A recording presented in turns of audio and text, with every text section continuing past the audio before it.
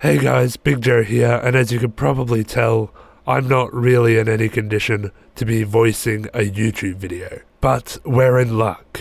Everyone, please thank Sammy for lending her voice to this episode of Red Hot Go.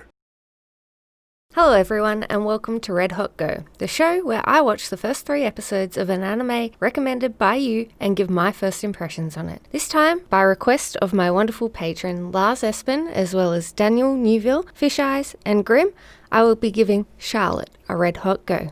Not going to lie, the metaphorical interlude at the beginning came off as confusing and very pretentious. I was worried that this was going to be an eye-roll fest until the first proper scene started, and frankly, I wish the show had begun with that. The first real scene was brilliant. With naught but good framing and character expression, the anime was able to wordlessly convey what had happened here. That our protagonist, you, can inhabit the bodies of others. That idea immediately got me excited. I'm a fan of body swap stories in general, so the prospect of getting to see one about a teenager who could do it intentionally was promising. It didn't take long after that to realize that I kind of hate you, but not in the same way that I hate Sakuta or Koruko. Those characters I hate because they're bland or painful to watch. You, on the other hand, is someone who I love to hate. Imagine all the worst ways one would exploit body inhibiting ability.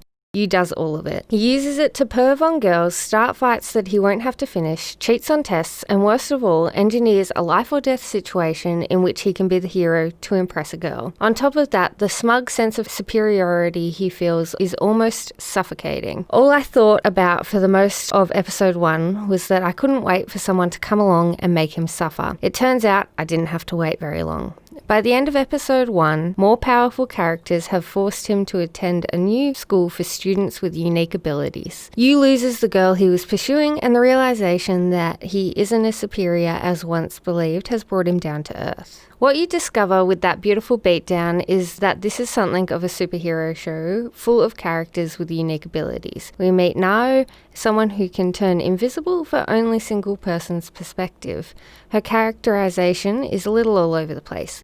Sometimes she's stern and intense, other times she's excitable and hyper. I don't know what to think about her yet. Jojo, on the other hand, is an absolute delight. His power is that he can move so quickly that it appears as teleportation, but the momentum he is left with typically flings him into buildings or through windows. The expressions he makes when using his powers and indifferent attitude towards the injuries he sustains makes him very likable.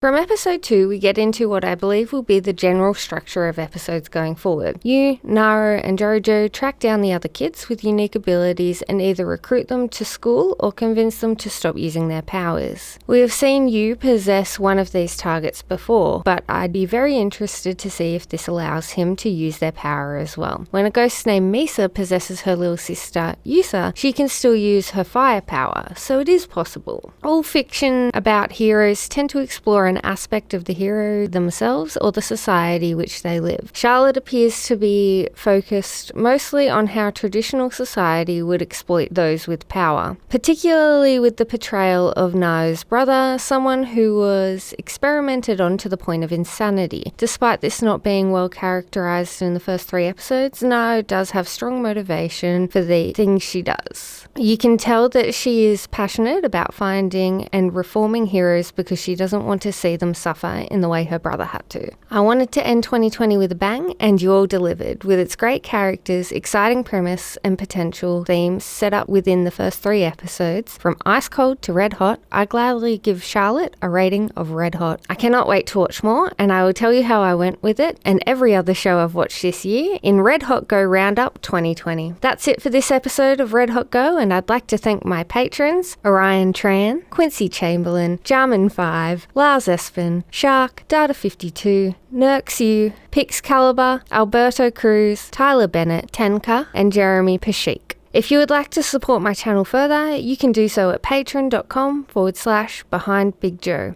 Thank you all very much for watching, and I will see you next time.